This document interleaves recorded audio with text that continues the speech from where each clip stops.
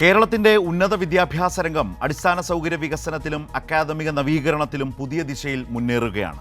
നമ്മുടെ സർവകലാശാലകളും കോളേജുകളും ദേശീയ റാങ്കിങ്ങിൽ മുന്നേറിക്കൊണ്ടിരിക്കുന്നു. എന്നാൽ അതുമാത്രം മതിയാവില്ല കേരളത്തിൻ്റെ ഉന്നത വിദ്യാഭ്യാസ രംഗത്തിന്. ലോക നിലവാരത്തിലുള്ള വിദ്യാഭ്യാസ സൗകര്യം കേരളത്തിൻ്റെ ഉന്നത വിദ്യാഭ്യാസ രംഗത്തിന് കൂടിയേ തീരൂ. അതിലേക്കുള്ള ചുവടുവെപ്പാവുകയാണ് സ്വകാര്യ സർവകലാശാലകളുടെ കടന്നുവരവ്. സ്വകാര്യ സർവകലാശാലകളുടെ വരവിനെ പ്രതിപക്ഷവും പിന്തുണയ്ക്കുന്നു. ഇന്ന് ഈ ചർച്ചയിൽ പങ്കെടുക്കുന്നത് ഡോക്ടർ ആർ ബിന്ദു, ഉന്നത വിദ്യാഭ്യാസ മന്ത്രി; advocate K Anilkumar, CPIM; Thoufeeq Rajan, KSU media cell convener.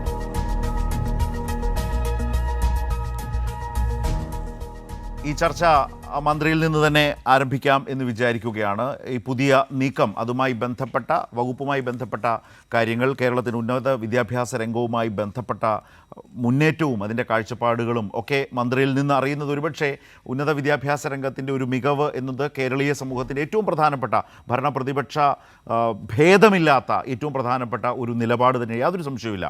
ഏറ്റവും വലിയ നിലവാരത്തിലേക്ക് ഉയരണം, ലോകോത്തര നിലവാരത്തിലേക്ക് ഉയരണം. ആ നിലയിലുള്ള കടന്നുവരവ് കേരളത്തിൻ്റെ ഉന്നത വിദ്യാഭ്യാസ രംഗത്തുണ്ടാകണം. നമ്മുടെ കുട്ടികളൊക്കെ കേരളത്തിന് പുറത്ത് പഠിക്കാൻ പോകുന്നൊരു സാഹചര്യമുള്ളപ്പോൾ ആ വിദ്യാഭ്യാസ സംവിധാനങ്ങൾ കൂടി കേരളത്തിലെ നമ്മുടെ സർവകലാശാലകൾക്കൊപ്പം, മികവാർന്ന കോളേജുകൾക്കൊപ്പം തന്നെ ഉൾച്ചേരേണ്ടതുണ്ട് എന്നൊരു പൊതു കാഴ്ചപ്പാടുണ്ട്.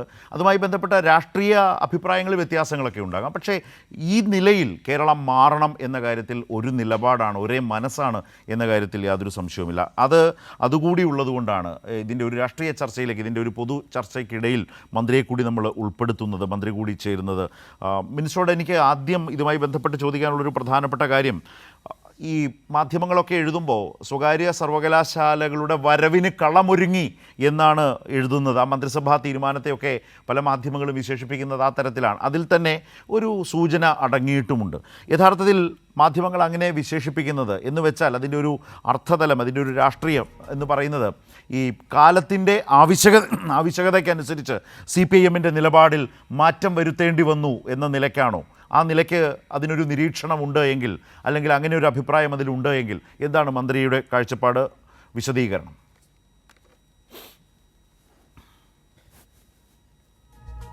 നവകേരള സൃഷ്ടിയുടെ ഭാഗമായി കേരളീയ സമൂഹത്തെ ഒരു ജനപക്ഷ നവവൈജ്ഞാനിക സമൂഹമാക്കി മാറ്റിയെടുക്കുക എന്നുള്ളത് ഈ സർക്കാരിൻ്റെ പ്രഖ്യാപിത ലക്ഷ്യമാണ്. അതുകൊണ്ട് തന്നെ വിദ്യാഭ്യാസ മേഖലയ്ക്ക് വലിയ പ്രാധാന്യമാണ് സർക്കാർ നൽകുന്നത്. കഴിഞ്ഞ സർക്കാരിൻ്റെ കാലത്ത്, ഒന്നാം പിണറായി സർക്കാരിൻ്റെ കാലത്ത് പൊതുവിദ്യാഭ്യാസ മേഖലയ്ക്കാണ് വലിയ പരിഗണന കൊടുത്തുകൊണ്ട് പൊതുവിദ്യാഭ്യാസ സംരക്ഷണ യജ്ഞം സംഘടിപ്പിക്കപ്പെട്ടത്. അതിൻ്റെ സ്വാഭാവിക തുടർച്ചയെന്നോണം ഉന്നത വിദ്യാഭ്യാസ മേഖലയ്ക്കാണ് ഈ സർക്കാരിൻ്റെ കാലത്ത് പ്രഥമ പരിഗണന നൽകുന്നത്. നല്ല രീതിയിലുള്ള മുന്നേറ്റം കുറഞ്ഞ കാലം കൊണ്ട് നമുക്ക് നേടിയെടുക്കാൻ സാധിച്ചു. ഇന്ന് കേരളത്തിലെ സർവകലാശാലകളും കലാലയങ്ങളും NAC അക്രഡിറ്റേഷനിലും NIRF റാങ്കിങ്ങിലുമെല്ലാം തിളക്കമാർന്ന പ്രകടനം കാഴ്ചവെച്ചുകൊണ്ടാണ് മുന്നോട്ട് പോകുന്നത്. NIRF റാങ്കിങ്ങിൽ പൊതു സർവകലാശാലകളുടെ ലിസ്റ്റിൽ 9, 10, 11 സ്ഥാനങ്ങൾ കേരളത്തിലെ സർവകലാശാലകൾക്കാണ് ലഭിച്ചിട്ടുള്ളത്. NIRF റാങ്കിങ്ങിൽ ആദ്യ 200 കോളേജുകളിൽ 42 എണ്ണം കേരളത്തിൽ നിന്നാണുള്ളത്. ഇതിനർത്ഥം 21% ഏറ്റവും മികച്ച കലാലയങ്ങൾ കേരളത്തിലാണ് ഉള്ളത് എന്നുള്ളതാണ്. രാജ്യത്തെ 21% മികച്ച കലാലയങ്ങൾ കേരളത്തിലാണുള്ളത്.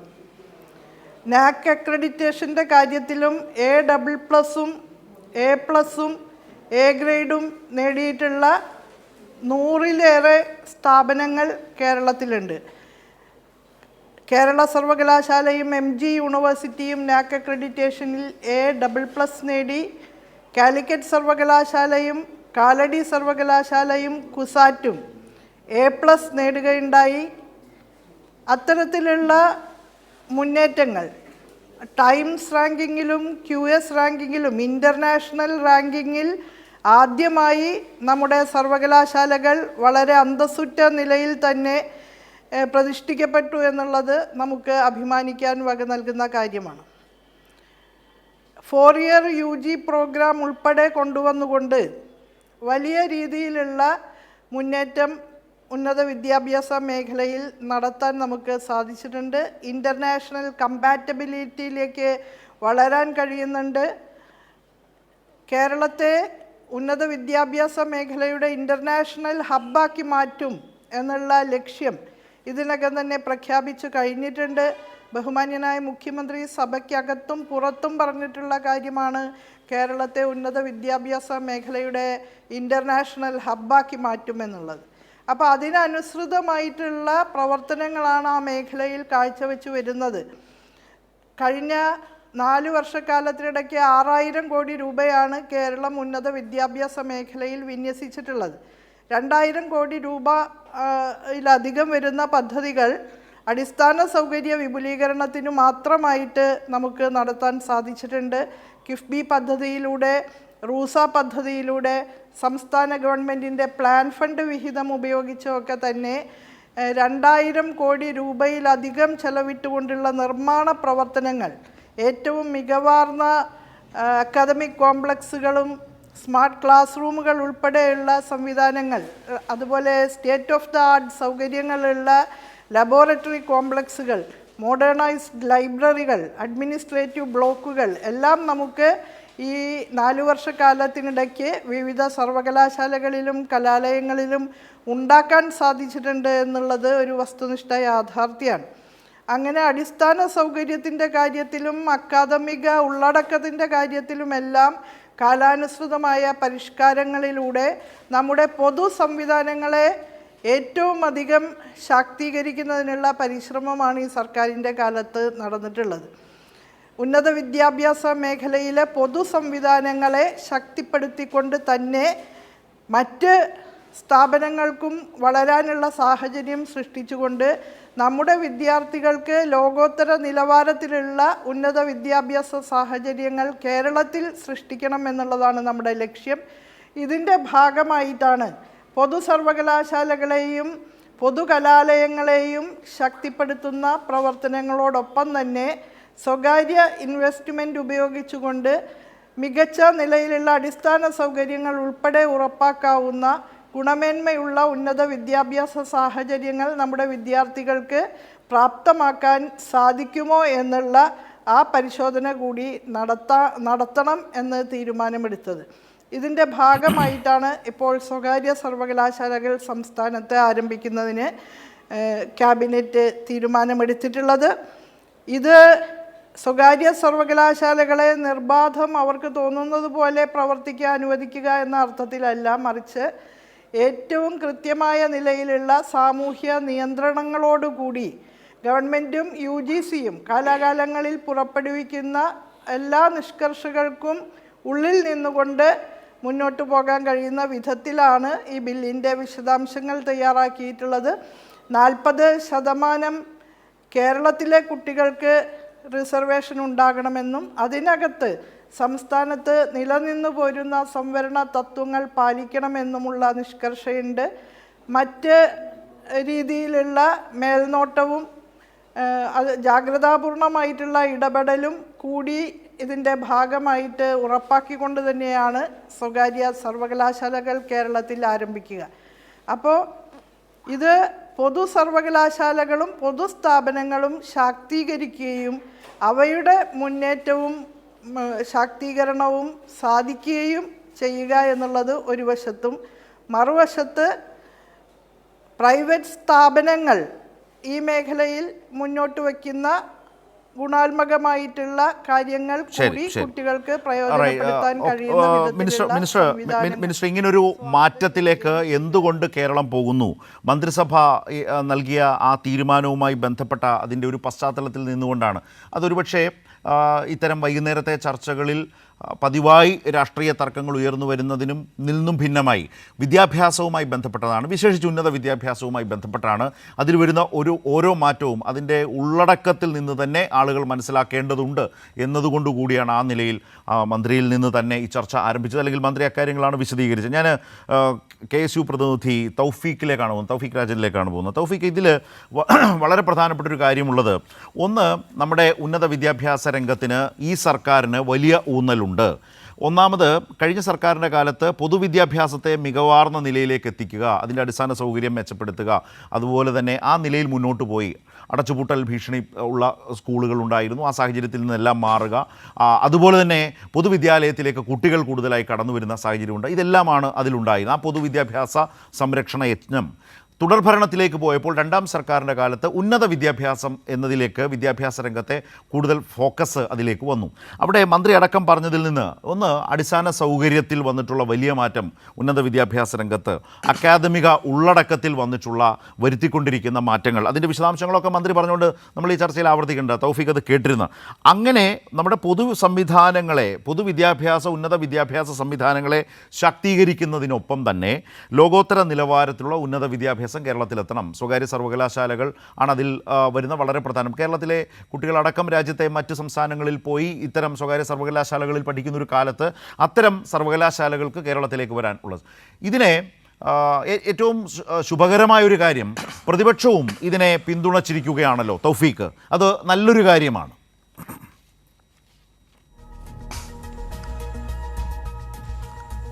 ശരത്തെ, ഈ കേരളത്തിലെ വിദ്യാഭ്യാസ മേഖലയിലെ പുരോഗമനപരമായ മാറ്റങ്ങൾ ഇല്ലെങ്കിൽ കാലോചിതമായ മാറ്റങ്ങളെ ഒന്നും തന്നെ പ്രതിപക്ഷമോ UDF KSU എതിർക്കാനായി തയ്യാറായിട്ടുമില്ല. പക്ഷേ ഇവിടെ നമ്മൾ ഇന്ന് ചർച്ചയ്ക്ക് ഇരിക്കുമ്പോൾ ഇവിടെ മുമ്പ് മന്ത്രി സൂചിപ്പിച്ചതിലുള്ള 1-2 അഭിപ്രായ വ്യത്യാസങ്ങൾ, അതായത് ഈ ഉന്നത വിദ്യാഭ്യാസ മേഖലയിൽ കേരളം 10 മടങ്ങ് മുന്നോട്ട് പോയി എന്ന് പറയപ്പെടുമ്പോൾ ശരത്തെ, ഞാനും നിങ്ങളും അടക്കം ചർച്ച ചെയ്യപ്പെടേണ്ട ഒരു പ്രധാനപ്പെട്ട ഒരു കാര്യമുണ്ട്. ഈ സംസ്ഥാനത്ത് നിന്ന് ബ്രെയിൻ ഡ്രെയിൻ എന്ന് പറയുന്ന വലിയൊരു പ്രതിഭാസം സംഭവിച്ചുകൊണ്ടിരിക്കുകയാണ്. കേരളത്തിൽ പഠിക്കാൻ ഞാനടക്കമുള്ള ഏജ് ഗ്യാപ്പിലെ ആളുകൾ ഇല്ലെങ്കിൽ കേരളത്തിലെ ബിരുദാനന്തര ബിരുദ വിദ്യാർത്ഥികൾ തയ്യാറാവുന്നില്ല എന്നുള്ള ഗുരുതരമായിട്ടുള്ള പ്രശ്നം നമുക്ക് മുന്നിലുണ്ട്. അവർ UK-യിലും ജർമ്മനിയിലും ഒക്കെ വിദ്യാഭ്യാസം നടത്തിയാൽ മതി, അവിടുത്തെ സർവകലാശാലകളിൽ പഠിച്ചാൽ മതി എന്നുള്ള തീരുമാനത്തിലേക്ക് എന്തുകൊണ്ട് എത്തി എന്ന് ചോദിച്ചാൽ സ്വാഭാവികമായും ഉന്നത വിദ്യാഭ്യാസ മേഖലയെ രാഷ്ട്രീയവത്കരിച്ച, ഉന്നത വിദ്യാഭ്യാസ മേഖലയെ കഴിഞ്ഞ 10 വർഷക്കാലം പിന്നോട്ടടിച്ച CPM-ന്റെ നയങ്ങളുടെയും സമീപനത്തിൻ്റെയും പരിണിത ഫലമാണെന്ന് പറയാതെ വയ്യ. അതിനോടൊപ്പം തന്നെ ശരത്ത്, ഇവിടെ ഇന്ന് നമ്മൾ ചർച്ച ചെയ്യപ്പെടുമ്പോൾ സ്വാഭാവികമായും ഇന്ന് ഇത്തരത്തിൽ കൈരളി ചർച്ച ചെയ്യപ്പെടാൻ ഇടയാക്കിയ ഒരു വിഷയം, സ്വകാര്യ സർവകലാശാല ബില്ലിന് മന്ത്രിസഭാ യോഗം, അതും സ്പെഷ്യൽ ക്യാബിനറ്റ് ഇന്നലെ അംഗീകാരം നൽകിയ ഒരു സാഹചര്യമാണ്. CPI അടക്കമുള്ള രാഷ്ട്രീയ കക്ഷികൾ, ASF അടക്കമുള്ള CPIയുടെ വിദ്യാർത്ഥി CPI അടക്കമുള്ള CPIയുടെ വിദ്യാർത്ഥി സംഘടന, ASF അടക്കമുള്ള സംഘടനകൾ ഇതിനോട് എതിർപ്പ് പ്രകടിപ്പിക്കുന്ന ഒരു സാഹചര്യമുണ്ട്. സത്യത്തിൽ ഇവിടെ എന്തുകൊണ്ട് ഇത് നേരത്തെ സാധ്യമാകുമായിരുന്നല്ലോ? ഇത് നേരത്തെ സ്വാഭാവികമായും കേരളത്തിൽ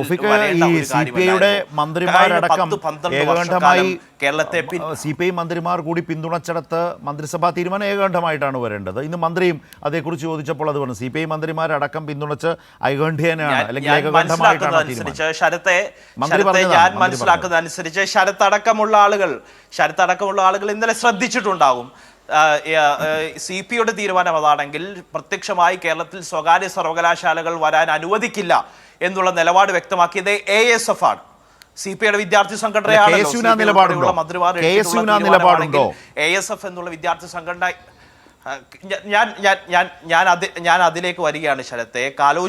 ഞാൻ അതാണ് ആദ്യഘട്ടത്തിൽ കാലോചിതമായ മാറ്റങ്ങളെ, സമയബന്ധിതമായ മാറ്റങ്ങളെ ഒരിക്കലും KSU UDF കോൺഗ്രസോ അതിനെ പിന്തുണയ്ക്കാതിരുന്നിട്ടില്ല.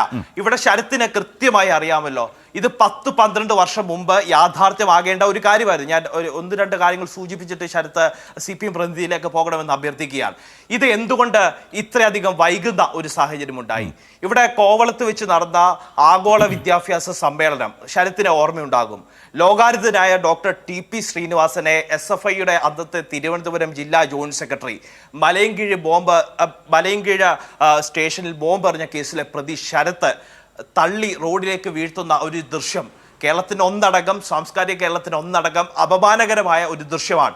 അതിന് എന്തുകൊണ്ട് SFI അത് ചെയ്യിപ്പിച്ചു എന്നുള്ള ചോദ്യം ഇപ്പോഴും ബാക്കി നിൽക്കുകയാണ്. അപ്പോൾ സ്വാഭാവികമായിട്ടും മുൻ നയതന്ത്രജ്ഞൻ ഈ ഡോക്ടർ TP ശ്രീനിവാസനെ 2016 ജനുവരി 29 കോവളത്ത് വെച്ച് നടന്ന ആഗോള വിദ്യാഭ്യാസ സമ്മേളനത്തിൽ വെച്ച് ഇത്തരത്തിൽ മർദ്ദിക്കുന്ന ഒരു സാഹചര്യം ഉണ്ടായി. സ്വാഭാവികമായിട്ടും ഉമ്മൻചാണ്ടിയുടെ സർക്കാർ, അന്നത്തെ അബ്ദുൾ റബ്ബിന്റെ സർക്കാർ, AK ആന്റണിയുടെ സർക്കാർ, എല്ലാ സർക്കാരുകളും, UDFന്റെ എല്ലാ സർക്കാരുകളും ഇത്തരത്തിൽ സ്വകാര്യ സർവകലാശാലകൾ വേണം എന്നുള്ള നയം സ്വീകരിച്ച സർക്കാരുകളായിരുന്നു. സ്വാഭാവികമായിട്ടും അതിന്റെ ഭാഗമായി എടുപിടി തിരക്ക് പിടിച്ച് സ്പെഷ്യൽ ക്യാബിനറ്റ് യോഗത്തിൽ അംഗീകാരം നൽകുന്ന ഒരു സാഹചര്യമല്ല ശരത്തെ എടുത്തത്.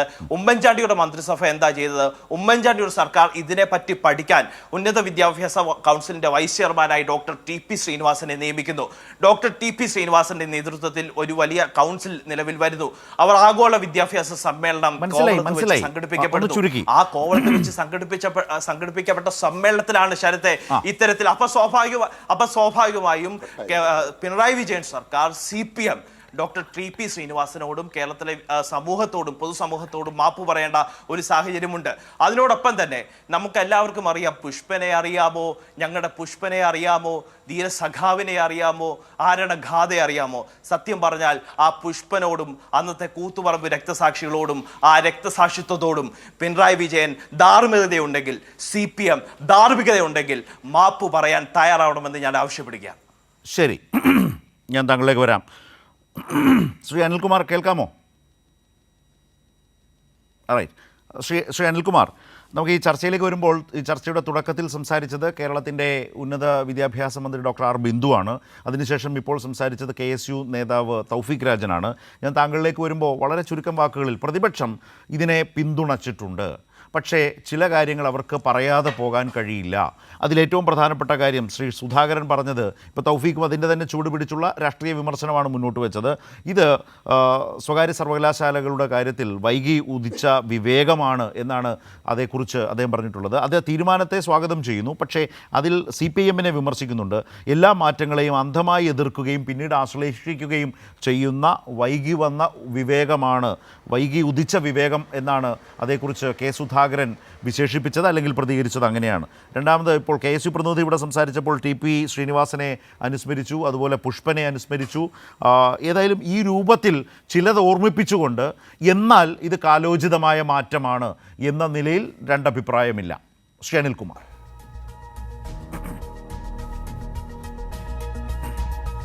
സ്വകാര്യ സർവകലാശാലകളെക്കുറിച്ചോ വിദേശ സർവകലാശാലകളെക്കുറിച്ചോ ഒന്നും ഒരു ചർച്ചയുമില്ലാത്ത സന്ദർഭത്തിലാണ് യഥാർത്ഥത്തിൽ കൂത്തുപറമ്പ് വെടിവെപ്പുണ്ടാകുന്നത്.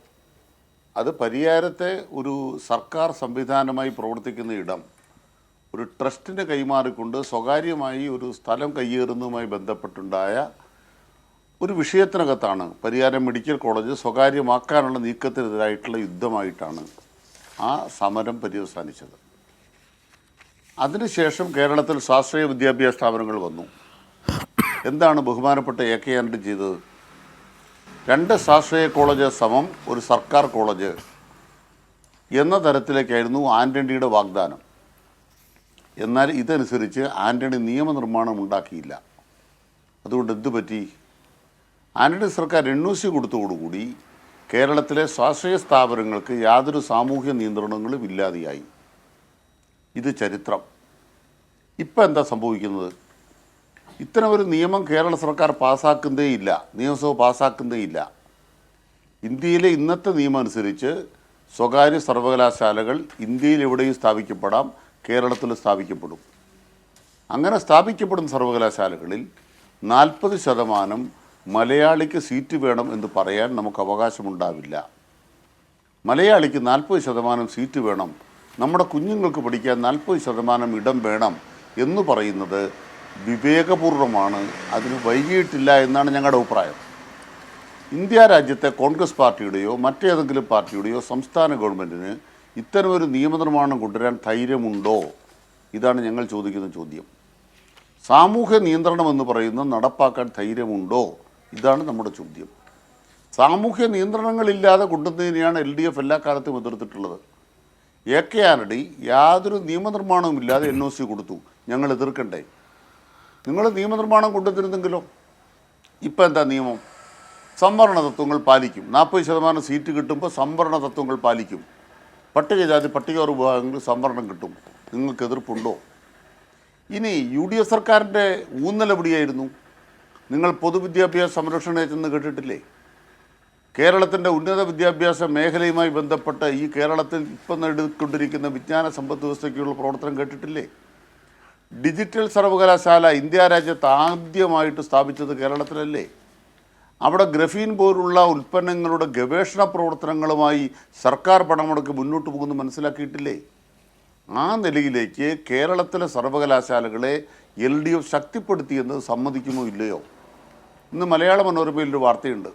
കേരളം മുമ്പിലെന്നാണ് വാർത്ത. എന്ത് കാര്യത്തിലാണ്? ഉമ്മൻചാണ്ടി സർക്കാരിൻ്റെ കാലത്ത് കേരളത്തിൽ 23 വയസ്സിൽ താഴെ 18 to 23 വയോപരിധിയിലുള്ള കുട്ടികൾ പൊതു സർവകലാശാലകളിൽ ചേരുന്നതിൻ്റെ ശതമാനം 21.8%. അത് പിണറായി സർക്കാർ വന്നപ്പം 2022-23 കണക്ക് വന്നപ്പം അതിൻ്റെ ശതമാനം എന്ന് പറയുന്നത് 41.8 മാറി, നേരെ ഇരട്ടിയായി.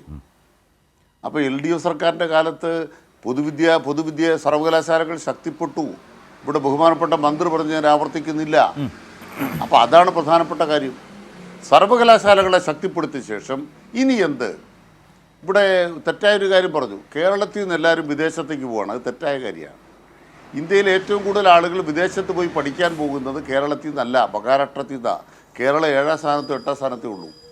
എന്തിനാണ് കുട്ടികൾ വിദേശത്തേക്ക് പോകുന്നത്? പഠിക്കാൻ തന്നെയാണോ? അവിടെ ചെന്നിട്ട് ജോലിയുമായി ബന്ധപ്പെട്ട് അവിടെ ചേക്കേറാൻ വേണ്ടിയുള്ള യാത്രയാണ്. അതിൻ്റെ ഭാഗമായിട്ടാണ് പോണത്. അങ്ങനെ കുട്ടികൾ പോകുന്ന പുതിയ കാര്യമല്ല. അപ്പം അതുകൊണ്ട് തന്നെ കുടിയേറ്റമാണ്, എക്സോഡസ്. ആ കുടിയേറ്റത്തിൻ്റെ ഭാഗമായി അവിടെ ട്രംപ് എല്ലാം മതിൽ കെട്ടിക്കൊണ്ടിരിക്കുകയാണ്. ട്രംപും മതിൽ കെട്ടിക്കൊണ്ടിരിക്കുമ്പോൾ നിങ്ങൾ ഇനി കുട്ടികൾ അവിടെ പോയി പഠിച്ചോളൂ എന്ന് പറയാൻ പറ്റുമോ? ഞങ്ങളുടെ വിഭാഗം അവിടെ നിൽക്കട്ടെ. എല്ലാ രാജ്യത്തും ട്രംപ് മതിൽ കെട്ടിക്കൊണ്ടിരിക്കുകയാണ്, അല്ലെ മുതലാളിത്തം മതിൽ കെട്ടിക്കൊണ്ടിരിക്കുകയാണ്. പിള്ളേരവിടെ പഠിക്കും. ഇന്ന് കേരളത്തിലെ സർവകലാശാലകളിൽ എത്ര വിദേശ വിദ്യാർത്ഥികൾ പഠിക്കുന്നുണ്ട്? ഞാൻ മനസ്സിലാക്കിയത് കുസാറ്റിലും മഹാത്മാഗാന്ധിയിലൂടെ 1700 ആപ്ലിക്കേഷൻ വന്നു. കേരളയിലുണ്ട്. ഏതാണ്ട് 350 കുട്ടികൾ ഈ വർഷം അവിടെ അഡ്മിഷൻ എടുത്തിട്ടുണ്ട്. 350 കുട്ടികൾ. കേരളയിലും അതുപോലെ കുട്ടികൾ വരുന്നു. വിദേശത്ത് കുട്ടികൾ ഇവിടെ വന്ന് പഠിക്കുകയാണ്. ഇതാണ് നമ്മുടെ മേന്മ. നമ്മൾ കേരളത്തെക്കുറിച്ച് ആരെങ്കിലും നല്ലത് പറഞ്ഞാൽ അവരെ അടിച്ചോടിക്കുന്ന സാഹചര്യമാണ്. പിന്നെ ഈ ബഹുമാനപ്പെട്ട ശ്രീനിവാസനുമായി ബന്ധപ്പെട്ടുണ്ടായ വിഷയം യഥാർത്ഥ സംഭവത്തിനകത്ത് ചിലപ്പോൾ വ്യത്യസ്ത അഭിപ്രായങ്ങളൊക്കെ കാണും. ന്യായീകരിക്കത്തക്കതായ ഒരു കാര്യം ഇവിടെ നടന്നു എന്ന് ഞങ്ങളുടെ പാർട്ടിക്ക് അഭിപ്രായമില്ല. പക്ഷെ പറയുമ്പോൾ അത് മാത്രം പറഞ്ഞു പോകരുത്. 25 വയസ്സിൽ AICC അംഗമായ ഞങ്ങളുടെ കോട്ടയംകാരനൊരു VC ഉണ്ടായിരുന്നു, സിറിയക് തോമസ്. KSUക്കാരെങ്ങനെ ബഹുമാനിച്ചതെന്ന് അറിയണോ? മലയാള മനോരമ ഇന്ന് വായിച്ചു നോക്കിയാൽ മതി. ഗാന്ധിയനായ സിറിയക് തോമസ് സാറിനോട് വേണ്ട. KC വേണുഗോപാൽ നിങ്ങളുടെ ഏറ്റവും വലിയ നേതാവാണല്ലോ. തൻ്റെ അധ്യാപകനെ അടിച്ച കേസിൽ എന്താണ് അദ്ദേഹത്തിൻ്റെ അനുഭവം? നമ്മൾ ഒരു കാര്യം അവതരിപ്പിക്കുമ്പോൾ നിങ്ങളിതിൻ്റെ പൊളിറ്റിക്സ് പറയുക, നിങ്ങളിതിൻ്റെ ഉള്ളിലെ യാഥാർത്ഥ്യങ്ങൾ പറയുക, വിദ്യാഭ്യാസപരമായ അതിനെക്കുറിച്ച് സംസാരിക്കുക. ഒരു ശ്രീനിവാസനെ വെച്ച് ഞങ്ങൾക്കെന്തോ തെറ്റുപറ്റിയെന്ന് പറയാൻ പോയാൽ അത് അല്ല രാഷ്ട്രീയം, അതല്ല യാഥാർത്ഥ്യം എന്ന് ജനങ്ങളോട് പറയും. ഇതാ പൊതുവിദ്യാലയങ്ങൾ മെച്ചപ്പെടുത്തിയിരിക്കുന്നു, സർവകലാശാലകൾ മെച്ചപ്പെടുത്തിയിരിക്കുന്നു, വിജ്ഞാന സമ്പദ് വ്യവസ്ഥയ്ക്ക് ഒരു ചുവട് കൂടി. അല്ല, ഇങ്ങനൊരു മാറ്റത്തിലേക്ക് പോകുമ്പോൾ അതടക്കം തിരുത്തണ്ടേ എന്നൊക്കെയാണ് KSUവിന്റെ ചോദ്യം. അനിൽകുമാർ, അദ്ദേഹം പറഞ്ഞു വെച്ചത് TP ശ്രീനിവാസനൊക്കെ എന്തോ വലിയ തെറ്റ് ചെയ്തു എന്നൊക്കെ രീതിയിലാണ്. അല്ല, KSUവിന്റെ വാദത്തിലുള്ള ഇരട്ടത്താപ്പാണ് സൂചിപ്പിച്ചത്. നിങ്ങൾ MG സർവകലാശാല VCയോട് ചെയ്തത് ഇപ്പോ ഹയർ സെക്കൻഡറി ഡയറക്ടർക്ക് നേരെ നിങ്ങൾ തന്നെയല്ലേ ഓഫീസിൽ പോയി മാധ്യമങ്ങളെ വിളിച്ചുകൂട്ടി കരിയോയിൽ ഒഴിച്ചത്? ഓർമ്മയുണ്ടോ? തൗഫീഖ് എന്ന് സ്കൂളിലായിരിക്കും പഠിക്കുന്നത്. ഡോക്ടർ TP ശ്രീനിവാസനെതിരെ ഡോക്ടർ TP ശ്രീനിവാസനെതിരെ അതിക്രമം നടത്തിയത് KSU അല്ല, SFI ആണ്. അല്ല, ഞാനതാ പറഞ്ഞ ഇതൊന്നും അംഗീകരിക്കാൻ പറ്റുന്ന കാര്യമല്ലെന്നേ ഞാൻ പറഞ്ഞത്. അതാണ് അദ്ദേഹവും പറഞ്ഞത്. ഞാൻ മനസ്സിലാക്കുന്നത്, അദ്ദേഹത്തിലേക്ക് തന്നെ പോകാം. SFIയുടെ ആ പ്രവർത്തനത്തെ ആരെങ്കിലും അംഗീകരിച്ചിട്ടുണ്ടോ? SFI പ്രവർത്തകനായ ഒരാളുടെ ഭാഗത്ത് നിന്ന്, അല്ലെങ്കിൽ SFIയുടെ ജില്ലാ നേതാവെന്ന് താങ്കൾ പറഞ്ഞു, ചെയ്തിട്ടുണ്ടെങ്കിൽ അത് പൊതുസമൂഹം ഉൾക്കൊള്ളുന്നതാണോ? അല്ലാന്ന് തന്നെയാണ് എൻ്റെ പക്ഷം. അത് ജില്ലാ ബാക്കിയുണ്ടെങ്കിൽ ജോയിന്റ് അദ്ദേഹം പറയട്ടെ. സെക്രട്ടറി, ഇത് അന്നത്തെ തന്നെയാണ് ജില്ലാ ജോയിന്റ് സെക്രട്ടറി ഇത് കെ എസ് യുവിനും തൗഫീഖെ ബാധകമാണ്. നിങ്ങൾ KSU പ്രവർത്തകർ, നേതാക്കൾ സംഘടിതമായ ഒരു സർക്കാർ ഓഫീസിലേക്ക് ഹയർ സെക്കൻഡറി ഡയറക്ടറേറ്റിലേക്ക് കയറി ചെല്ലുന്നു. ആ ഡയറക്ടറെ, മാധ്യമങ്ങളെയൊക്കെ വിളിച്ചു വരുത്തിയ ശേഷം ആ ഡയറക്ടറെ എഴുന്നേൽപ്പിച്ച് നിർത്തി മേലാസകലം കരിയോയിലൊഴിക്കുന്നു. എന്താ അത് നല്ല പരിപാടിയാണോ? അതും ഹയർ സെക്കൻഡറി അല്ലേ, ഉന്നത വിദ്യാഭ്യാസമല്ലേ? ഇതൊന്നും നല്ലതായിട്ട് എടുക്കുന്ന യെസ്, അതൊന്നും പറയരുത്. ഞാൻ പറഞ്ഞത് ഇതൊന്നും നല്ലതല്ലെന്നേ. ശ്രീ അനിൽകുമാർ പൂർത്തിയായിക്കോളൂ, നമുക്ക് അടുത്ത പോയിന്റിലേക്ക് പോകാം. അദ്ദേഹം ചോദിച്ചത് താങ്കൾ ന്യായീകരിക്കുകയാണോ ഇതിനെയൊക്കെ എന്നാണ്. TP ശ്രീനിവാസന്റെ കാര്യത്തെ, അദ്ദേഹത്തിനെ ആക്രമിച്ച കാര്യത്തിൽ എന്നെ സമയത്ത് ഞാൻ മറുപടി പറഞ്ഞു. ന്യായീകരണത്തിന്റെ നിങ്ങളുടെ ന്യായീകരണം എന്താണ്? അത് എൻ്റെ കുട്ടികളാണ് അങ്ങനെ ചെയ്തത്, ഇരുന്ന് വാങ്ങിയ മരണമാണ്. ഇതൊക്കെ ആരെ ന്യായീകരിക്കുന്നത്? ന്യായീകരണത്തിൽ കെ സുധാകരൻ കഴിഞ്ഞാൽ ആളേ ഉള്ളൂ കേട്ടോ. അക്രമത്തിന്റെ കാര്യത്തിൽ ന്യായീകരണത്തിനും സുധാകരൻ കഴിയാത്ത ഒരാൾ വേറെ ഇല്ലല്ലോ. മറ്റൊരാളുണ്ട്, അങ്ങേക്ക് അറിയാത്ത അങ്ങയുടെ നേതാവ്, കേരളത്തിന്റെ മുഖ്യമന്ത്രി പിണറായി വിജയൻ. ഇന്ത്യ രാജ്യത്ത്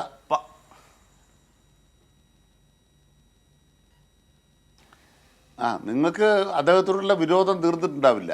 നിങ്ങൾക്ക് അദ്ദേഹത്തെ ഏതെല്ലാം തരത്തിൽ കൈകാര്യം ചെയ്യണമെന്ന് ആഗ്രഹം ഉണ്ടാവും, പക്ഷെ നടക്കൂല. ആ കോൺഗ്രസ് തീർന്നു പോയി. അതുകൊണ്ട് നിങ്ങളുടെ ആഗ്രഹങ്ങളൊന്നും നടക്കാൻ പോകുന്നില്ല, അത് വേറെ കാര്യം. ഞാൻ പറയുന്ന കാര്യം അങ്ങനെ കൈകാര്യം ചെയ്യൽ CPM-ന്റെ നയമാണ്, കോൺഗ്രസിന് അങ്ങനെ നയമില്ല. ശരി തൗഫീഖ്, അതൊന്നും പറഞ്ഞു തീർക്കട്ടെ, വരാൻ താങ്കളിൽ. ശ്രീ അനിൽകുമാർ ഒന്ന് വേഗം പൂർത്തിയായിക്കോളൂ, മന്ത്രിയിലേക്ക് കൂടി പോകേണ്ടതുണ്ട്.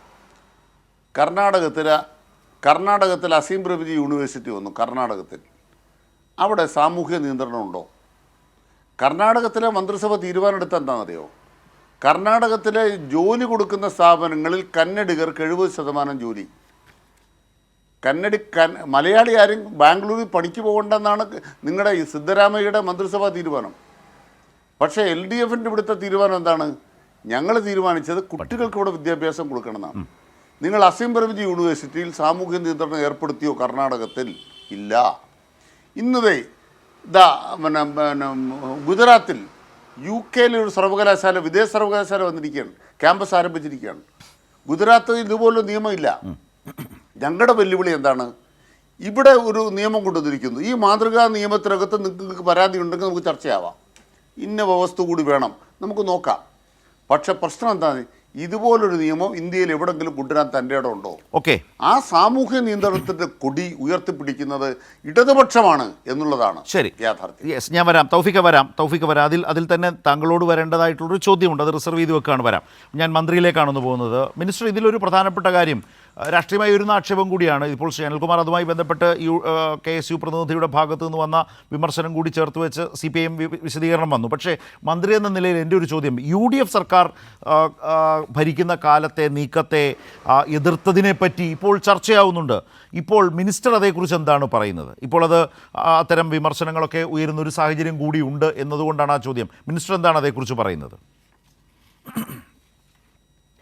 UDF സർക്കാർ വലിയ രീതിയിൽ നമ്മുടെ പൊതുസ്ഥാപനങ്ങളെ തച്ച് തകർക്കാനും ക്ഷയിപ്പിക്കാനും ശ്രമിച്ചുകൊണ്ട് തന്നെയാണ് അമിത സ്വകാര്യവൽക്കരണത്തിന് വലിയ രീതിയിൽ പ്രോത്സാഹനം നൽകിയത്.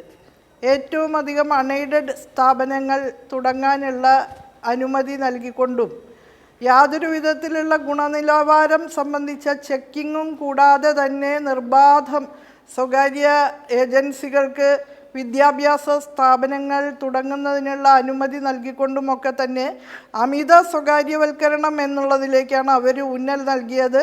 പൊതുസ്ഥാപനങ്ങളെ ക്ഷയിപ്പിക്കുന്ന തരത്തിലുള്ള അശ്രദ്ധ നിറഞ്ഞ, ഒട്ടും തന്നെ ജാഗ്രതയില്ലാത്ത നിലപാടുകളാണ് അവരുടെ ഭാഗത്തു നിന്നുണ്ടായിരുന്നത്. ഇടതുപക്ഷത്തിൻ്റെ നിലപാട് വ്യത്യസ്തമാണ്. പൊതുസ്ഥാപനങ്ങളെ ശാക്തീകരിക്കുകയും മാറ്റത്തിൻ്റെയും മുന്നേറ്റത്തിൻ്റെയും പാതയിലൂടെ അവയെ നയിക്കുകയും ചെയ്ത് അത് വിജയകരമായി തന്നെ മുന്നോട്ട് പോകുന്ന സാഹചര്യത്തിലാണ് ഇപ്പം തന്നെ കേരളത്തിൻ്റെ വിദ്യാഭ്യാസ മേഖലയിൽ 80% സ്വകാര്യ സ്ഥാപനങ്ങളാണ് എന്ന വസ്തുതയെ കൂടി മുൻനിർത്തി പരിശോധിച്ചുകൊണ്ട് സ്വകാര്യ സർവകലാശാല എന്നുള്ള വിഷയത്തിലേക്ക് നമ്മൾ പ്രവേശിച്ചിട്ടുള്ളത്. ഇന്നിപ്പോൾ ഇന്ത്യയുടെ പൊതു പശ്ചാത്തലത്തിൽ എല്ലാ സംസ്ഥാനങ്ങളും, ഒട്ടുമിക്ക സംസ്ഥാനങ്ങളിലും സ്വകാര്യ സർവകലാശാലകൾ നിലവിൽ വന്ന് കഴിഞ്ഞിരിക്കുകയാണ്. മത്സരാധിഷ്ഠിതമായ ആഗോളവൽകൃത സാഹചര്യങ്ങളിൽ സ്വകാര്യ സർവകലാശാല എന്നുള്ളത് മാറ്റിവെക്കേണ്ടുന്ന ഒരു കാര്യമല്ല എന്നുള്ള സ്ഥിതി വന്നു ചേർന്നിരിക്കുകയാണ്. അതുമാത്രമല്ല, ഇതിൽ പ്രത്യേകമായി ഊന്നൽ നൽകേണ്ട കാര്യം UDF വിദേശ മൂലധനവും വിദേശ സർവകലാശാലകളും ഉൾപ്പെടെയുള്ള കാര്യങ്ങൾ കേരളത്തിൽ കൊണ്ടുവരുന്നതിനാണ് ഇതിൻ്റെ ഭാഗമായിട്ട് പരിശ്രമിച്ചത്. നമ്മളാകട്ടെ വിദേശ സർവകലാശാലകളോ അല്ലെങ്കിൽ വിദേശ മൂലധനമോ ഇതുമായി ബന്ധപ്പെട്ട് കേരളത്തിൽ വരേണ്ടതില്ല എന്ന നിലപാട് തന്നെയാണ് സ്വീകരിക്കുന്നത്. നിലനിൽക്കുന്ന ഒരു രണ്ടാണ്. മനസ്സിലായി മിനിസ്റ്റർ. അവിടെ തന്നെ ഒരു പ്രധാനപ്പെട്ട കാര്യം, ഇന്ന് വൈകുന്നേരം ഇപ്പോൾ ഞാൻ കെ സുധാകരൻ്റെ വാർത്താക്കുറിപ്പിനെ കുറിച്ച് പറഞ്ഞതുപോലെ തന്നെ SFIയുടെ പ്രതികരണവും ഇതുമായി ബന്ധപ്പെട്ട് വന്നിട്ടുണ്ട്. സാമൂഹ്യ നീതിയും മെറിറ്റും ഉറപ്പുവരുത്താൻ കേരളത്തിന് സാധിക്കണം എന്നാണ് പറഞ്ഞിട്ടുള്ളത്. ഏതായാലും വിദ്യാർത്ഥികളുടെ ഭാഗത്തു നിന്ന് വരുന്ന ആശങ്കകൾ അനുഭാവപൂർവ്വം പരിഗണിക്കണം. മറ്റൊരു സംസ്ഥാനത്തുമില്ലാത്ത തരത്തിൽ സ്വകാര്യ സർവകലാശാലകളിൽ സാമൂഹിക നീതിയും മെറിറ്റും ഉറപ്പുവരുത്താൻ സാധിക്കണം എന്നൊരു ഡിമാൻഡ് SFI വിദ്യാർത്ഥി സംഘടന എന്ന നിലയിൽ വെച്ചിട്ടുണ്ട്. പക്ഷേ ഈ ചർച്ചകളിലേക്കൊക്കെ പോകുമ്പോൾ SFIയെ കൂടുതൽ പ്രതിരോധത്തിലാക്കുന്ന ഒരു തീരുമാനത്തിലേക്ക് സർക്കാർ പോയി എന്നൊരു പ്രശ്നമുണ്ടോ മിനിസ്റ്റർ? ഒരിക്കലുമല്ല. SFI അന്ന് പ്രതിരോധിച്ചത് അമിതമായിട്ടുള്ള സ്വകാര്യവൽക്കരണ പരിശ്രമങ്ങളെ കാലമെത്തുന്നതിന് മുൻപേ കേരളത്തിൽ വലിയ രീതിയിൽ സംസ്ഥാപനം ചെയ്തെടുക്കാനുള്ള ശ്രമങ്ങളെയാണ് പ്രതിരോധിച്ചത്. മാത്രമല്ല, വിദേശ സർവകലാശാലകളും വൻതോതിലുള്ള വിദേശ മൂലധന നിക്ഷേപങ്ങളും എല്ലാം ഉന്നത വിദ്യാഭ്യാസ മേഖലയിൽ വരാൻ കഴിയുന്ന വിധത്തിലുള്ള നിർദ്ദേശങ്ങളാണ് അവർ പ്രധാനമായിട്ടും മുന്നോട്ട് വച്ചിരുന്നത് എന്ന് മാത്രമല്ല, യാതൊരുവിധ സാമൂഹ്യ നിയന്ത്രണവുമില്ലാതെ വലിയ രീതിയിൽ വരേണ്യവൽക്കരണത്തിലേക്ക് നയിക്കാവുന്ന വിധത്തിലുള്ള നിർദ്ദേശങ്ങൾ ഉൾച്ചേരുന്നവയായിരുന്നു അന്ന് UDFൻ്റെ നയങ്ങളുടെ ഭാഗമായിട്ട് സ്വീകരിക്കപ്പെട്ടിരുന്നത്. ഇന്നാണെങ്കിൽ വളരെ കൃത്യമായി നിർവചിക്കപ്പെട്ട സാമൂഹ്യ നിയന്ത്രണത്തോടെയാണ് നമ്മൾ സ്വകാര്യ സർവകലാശാലകൾ അനുവദിക്കാനായിട്ട് തീരുമാനിച്ചിട്ടുള്ളത്. തൗഫീഖ്, ഇതിലൊരു പ്രധാനപ്പെട്ട കാര്യം, നമ്മളിതിൻ്റെ രാഷ്ട്രീയ വിമർശനം ഉന്നയിക്കുമ്പോൾ തന്നെ ഇതിൻ്റെ ഉള്ളടക്കത്തിലേക്ക് കൂടി കുറച്ചുകൂടി പോകേണ്ടതുണ്ട്. അതിനെ താങ്കൾ എങ്ങനെ സമീപിക്കുന്നു എന്നറിയാൻ എനിക്ക് താല്പര്യമുണ്ട്. ഉദാഹരണത്തിന് ഇപ്പോൾ ശ്രീ അനിൽകുമാർ പറഞ്ഞൊരു കാര്യമുണ്ട്. ഇത് പണ്ട് തന്നെ വിദ്യാഭ്യാസം ഒരു സ്റ്റേറ്റ് മാറ്റർ ആയിരുന്നു. അതിനെ കൺകറന്റ് ലിസ്റ്റിലേക്ക് മാറ്റിയത് ഇന്ദിരാഗാന്ധിയുടെ കാലത്താണ്. ഇന്ന് രാജ്യത്ത് ഒരു കേന്ദ്ര നിയമം വെച്ച് സ്വകാര്യ സർവകലാശാലകൾക്ക് ഏത് സംസ്ഥാനത്തേക്കും വരാം, ഒരു നിബന്ധനയുമില്ലാത്ത ഒരവസ്ഥയുണ്ട്. അവിടെയാണ് കേരളം എന്ന സംസ്ഥാനം രാജ്യത്തെ തന്നെ മറ്റ് സംസ്ഥാനങ്ങൾക്ക് മാതൃകയാകും വിധം ഒരു സാമൂഹ്യ നിയന്ത്രണം നിർദ്ദേശിക്കുന്നു. ആ നിലയിലാണ് ഈ നിയമം വരുന്നത്. അതനുസരിച്ച് 40% മലയാളികൾക്ക് പഠിക്കാനുള്ള അവസരം, അതും സംവരണമടക്കമുള്ള സംവിധാനങ്ങൾ ഈ സ്വകാര്യ സർവകലാശാലകളിൽ ഉറപ്പാക്കിക്കൊണ്ടുള്ള ഒരു സാമൂഹ്യ നിയന്ത്രണം ഉറപ്പുവരുത്തുന്നു. അദ്ദേഹം കർണാടകത്തിൻ്റെ, നിങ്ങൾ ഭരിക്കുന്ന കോൺഗ്രസ് ഭരിക്കുന്ന കർണാടകത്തിലെ അനുഭവത്തെക്കുറിച്ച് പറഞ്ഞല്ലോ. രാജ്യത്തെ ഒരു സംസ്ഥാനത്തും ഇല്ലാത്ത വിധം ആ സംസ്ഥാനത്തിൻ്റെ താല്പര്യവും സാമൂഹ്യ നിയന്ത്രണവും ഉറപ്പുവരുത്തിക്കൊണ്ട്, മേൽനോട്ടവും സംസ്ഥാനത്തിൻ്റെ ഒരു സർക്കാരിൻ്റെ മേൽനോട്ടമടക്കം ഉറപ്പുവരുത്തിക്കൊണ്ട് അമിത സ്വകാര്യവൽക്കരണത്തിലേക്ക് പോകാതെ തന്നെ അതിലൊരു ചെക്ക് ആൻഡ് ബാലൻസ് വെച്ച് പോകാൻ കഴിയുന്ന ഒരു സ്റ്റേറ്റ് ഇൻ്റർവെൻഷൻ, കേരളത്തിൻ്റേതായ സവിശേഷതയും പ്രത്യേകതയും അത് ഇക്കാര്യങ്ങളിലൊക്കെ ഉണ്ടല്ലോ. കേരളത്തിൻ്റെതായ ഒരു പ്രത്യേകതയാണ്, പൊതുവായ കാര്യം കൂടിയാണ് എന്ന് തന്നെ ഇരിക്കട്ടെ. അങ്ങനെ കേരളം പോകുമ്പോൾ അത് രാജ്യത്തെ ഏത് സംസ്ഥാനത്തിന് അവകാശപ്പെടാനാകും? അതല്ലേ യഥാർത്ഥത്തിൽ വേണ്ടത്? അത് കേരളം ചെയ്യുന്നില്ലേ? അത് അദ്ദേഹം ചൂണ്ടിക്കാട്ടിയത് പ്രസക്തമല്ലേ?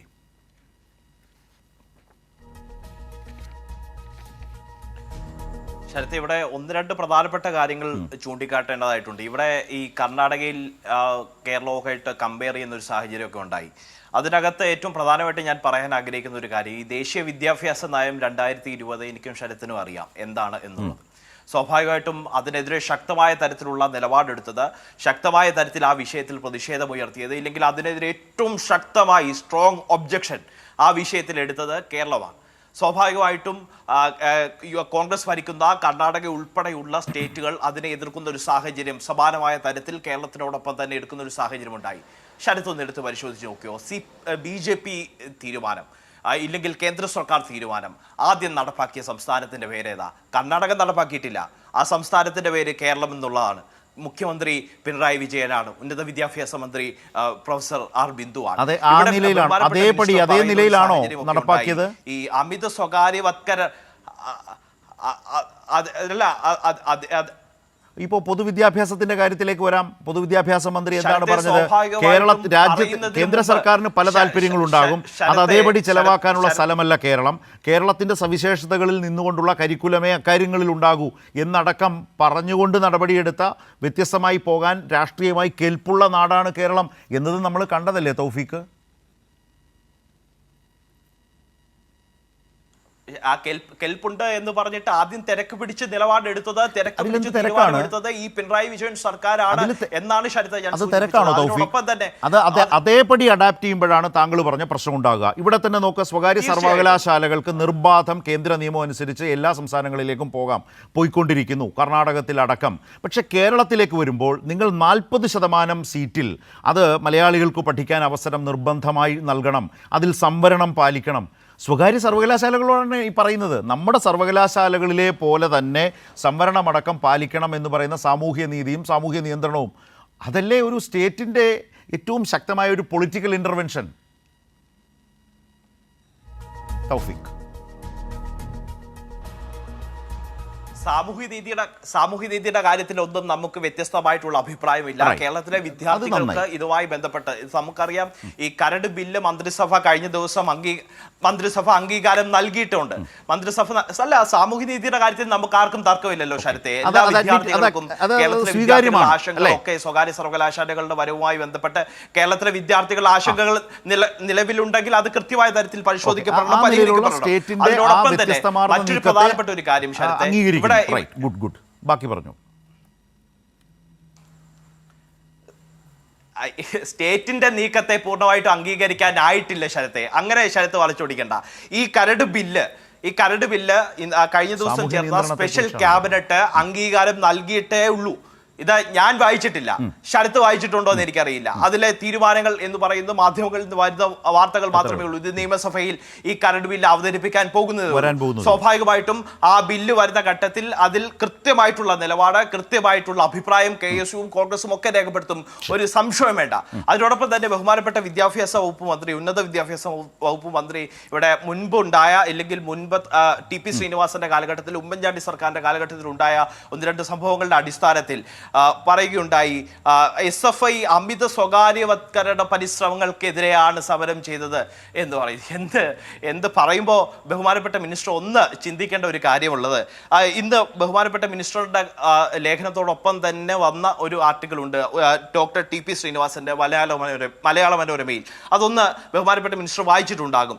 അതിൽ പറയുന്നത്, സ്വകാര്യ സർവകലാശാലകൾ വേണമെന്ന് 2011 ഞങ്ങൾ പറഞ്ഞത്. ഇതിന് പ്രധാന കാരണം നമ്മുടെ സർവകലാശാലകളുടെ പ്രവർത്തനത്തിന് ആവശ്യം പണം ലഭിക്കുന്നില്ല എന്നുള്ളതാണ്.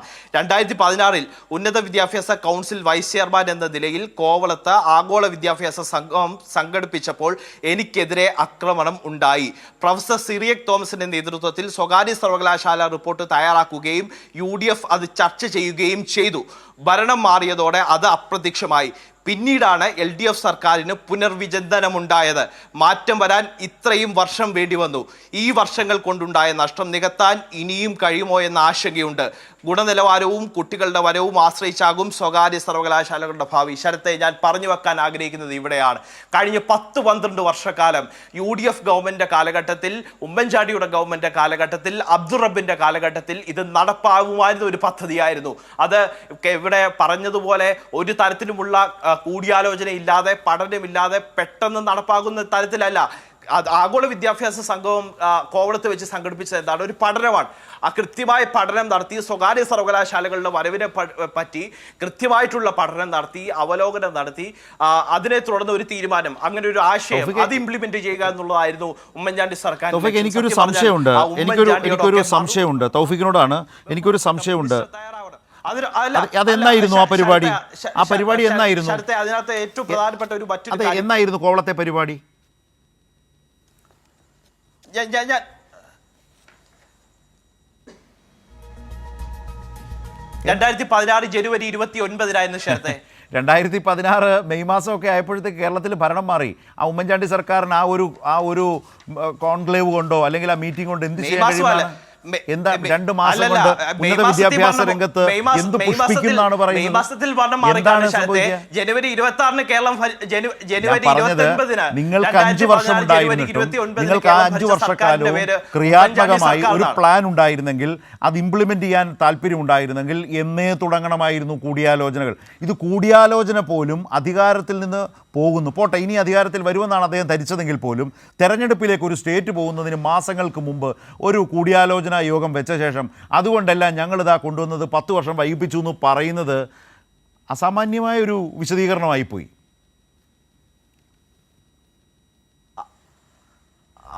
അത് ശരത്തിന്റെ കൈരളിയുടെ വിശദീകരണമാണ്. ശരത്തെ നിലപാടാണ്. തീയതി വെച്ചല്ലേ സംസാരിച്ചേ? ശരത്തെ ഇങ്ങനെ ഞാനൊരു തീയതി വെച്ചല്ലേ സംസാരിച്ചേ? സ്വാഭാവികമായിട്ടും ഇവിടെ ചാടിക്കേറി തിരക്ക് പിടിച്ച് ധൃതി പിടിച്ചല്ല ശരത്തെ അത്തരത്തിലൊരു തീരുമാനത്തിലേക്ക് ഉമ്മൻചാണ്ടി സർക്കാർ പോയത്. ഇന്ന് ഡോക്ടർ ടി.പി. ശ്രീനിവാസന്റെ പ്രതികരണം ശരത്ത് കേട്ടിട്ടുണ്ടാകും. Doctor TP. ശ്രീനിവാസൻ എന്താ പറഞ്ഞത്? സ്വകാര്യ സർവകലാശാലയെ CPM എതിർത്തത് ക്രെഡിറ്റ് ഉമ്മൻചാണ്ടിക്ക് ലഭിക്കുമെന്ന കാരണത്താൽ. സ്വാഭാവികമല്ലേ, അദ്ദേഹം അത് പറഞ്ഞില്ലെങ്കിൽ അത്ഭുതമുള്ളൂ എന്നാണ് ഞാൻ പറയാ. അദ്ദേഹം UDF ഭരണകാലത്തെ പൊളിറ്റിക്കൽ അപ്പോയിന്റ്മെന്റ് ആണ്. ആ ടി.പി. ശ്രീനിവാസൻ സ്വാഭാവികമായി പറയും. ശരത്തിന് അങ്ങനെ പറയേണ്ടി വരും, കൈരളിക്ക് അങ്ങനെ പറയേണ്ടി വരും. സ്വാഭാവികമായി പറയേണ്ടി വരുമെന്ന് തൗഫീഖിന് പറയേണ്ടി വരുന്നതാണ് തൗഫീഖിന്റെ പ്രശ്നം. ടി.പി. ശ്രീനിവാസൻ ഇന്ന് പറഞ്ഞ വാക്കുമാണ് അത്. ടി.പി. ശ്രീനിവാസൻ ഇതിൽ ഒരു പക്ഷത്ത് നിന്ന നിലപാടുള്ളയാളാണ്. സ്വാഭാവികമായി ഇന്നത്തെ ദിവസം അദ്ദേഹത്തെ കൊണ്ട് തന്നെ മലയാള മനോര എഴുതിപ്പിക്കുന്നതിൽ തന്നെ ഒരു രാഷ്ട്രീയമില്ലേ തൗഫീഖ്? എന്റെ അംഗീകാരം ഒന്നും നാട്ടുകാർക്ക് വേണ്ടെന്നേ തൗഫീഖ്, എന്റെ അംഗീകാരം ഒന്നും നാട്ടുകാർക്ക് വേണ്ട. എന്റെ ചോദ്യം ഇത്രയേ ഉള്ളൂ, എന്തുകൊണ്ട്? ശരി, അതാ അദ്ദേഹമാണ് പറയേണ്ടത്, ഞാനല്ല. ശ്രീ അനിൽകുമാർ, ഇവിടെ സംസാരിച്ചതൊക്കെ കേട്ടല്ലോ.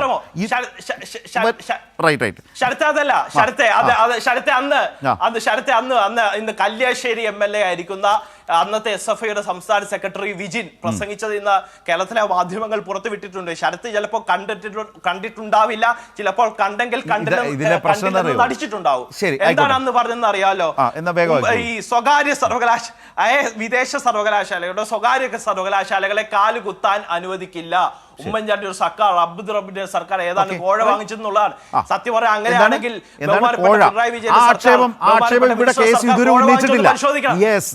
സ്വയം വന്ന് ഗോളടിക്കാതെ തൗഫീഖ്, ഞാൻ വരാം. ഒന്നാമത്തെ കാര്യം ശ്രീ അനിൽകുമാർ അദ്ദേഹം പറഞ്ഞതിന് അവസാനം അന്ന് വിജിൻ ഒരു കോഴ ആരോപണം ഉന്നയിച്ചു. ഇവിടെ ഈ ദിവസം ഈ ചർച്ചയിൽ ഈ നേരം വരെ KSUവിനോ കോൺഗ്രസിനോ യൂത്ത് കോൺഗ്രസിനോ അഴിമതി കോഴ എന്ന ആക്ഷേപമില്ല. KPCC പ്രസിഡന്റ് ഇതിനെ പിന്തുണയ്ക്കുകയാണ് ചെയ്തിട്ടുള്ളത്. പിന്നെ ഞങ്ങൾ സംസാരിച്ചപ്പോൾ നേരത്തെ പറഞ്ഞു 2000 എനിക്കിപ്പോഴും ആ പോയിന്റ് ഉണ്ട്, യാതൊരു സംശയമില്ല ശ്രീ അനിൽകുമാർ. 2000 ഞാൻ വരാം, താങ്കളിലേക്ക് വരാം.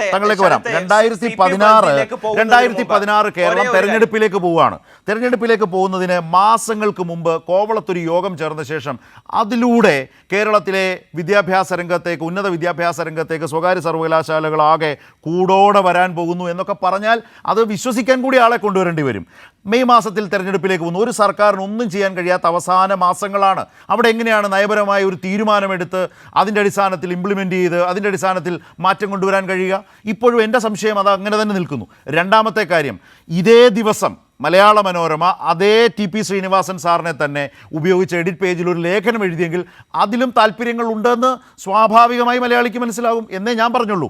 ഇവിടെ പക്ഷേ ശ്രീ അനിൽകുമാർ ഒരു പ്രധാനപ്പെട്ട കാര്യം അദ്ദേഹം ഒരു കാര്യം സമ്മതിച്ചു, സാമൂഹ്യ നിയന്ത്രണം നടപ്പാക്കുന്നതിന്, നിയന്ത്രണം കൊണ്ടുവരുന്നതിന് സർക്കാർ നടപടികളുണ്ട് എങ്കിൽ അത് നല്ലത് തന്നെയാണെന്ന് അദ്ദേഹം പറഞ്ഞത് അത് അഭിനന്ദനാർഹമാണ്, അത് ശരിയുമാണ്. പക്ഷേ ബില്ല് വായിച്ചിട്ടില്ല, ഡീറ്റെയിൽസ് അറിഞ്ഞിട്ടില്ല എന്ന് പറയുന്ന എക്സ്ക്യൂസും നമ്മൾ എടുക്കാം. പക്ഷേ അപ്പോഴും ഒരു പ്രശ്നം ഈ കാര്യം എന്നാൽ ഇപ്പോൾ നമ്മൾ മുമ്പ് കൂത്തുപറമ്പിൻ്റെയൊക്കെ കാര്യത്തിൽ സംസാരിച്ച കാര്യങ്ങളിലേക്കൊന്നും പിന്നീട് അദ്ദേഹം ഡിസ്പ്യൂട്ടിലേക്ക് പോയിട്ടില്ല. ഏതെങ്കിലും തരത്തിൽ ഈ പുതിയ മാറ്റത്തെ രാഷ്ട്രീയമായി ഡിഫെൻഡ് ചെയ്ത് നിൽക്കാൻ കേരളത്തിലെ പ്രതിപക്ഷത്തിന് കഴിയുമോ? ശ്രീ അനിൽകുമാർ, ചോദ്യം താങ്കളോടാണ്. അതിനുശേഷം ഞാൻ തൗഫീഖിലേക്ക് വരാം.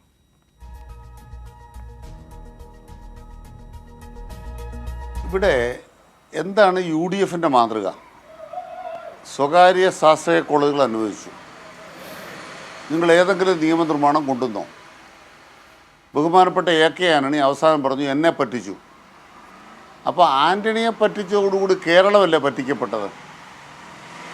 അതേ മാതൃകയിൽ സ്വകാര്യ സർവകലാശാലകളെ കൊണ്ടിരുന്നു എന്ന് പറഞ്ഞാൽ ഞങ്ങൾ പിന്നെ എന്ത് ചെയ്യണം?